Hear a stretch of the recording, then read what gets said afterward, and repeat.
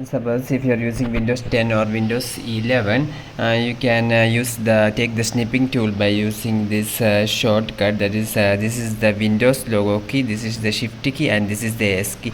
So you must press one of your fingers should be in this Windows logo key, another should be in this Shift key, and another should be in this S key. So you must press these three keys at the same time. Then you can see that a snipping tool have been arrived. And if you want to select, so you can see different option here in the snipping tool, rectangular snip, or if you want to choose the other options you can do here.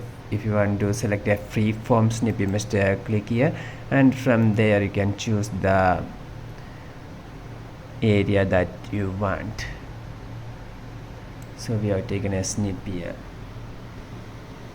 So remember, press these three keys, Windows logo key, Shift key, and S key, these three keys at the same time, and after that from here you can select the, if you want a free form snip, you must click this free form for this video. See, for more videos you can subscribe. Engineers are online. Thank you.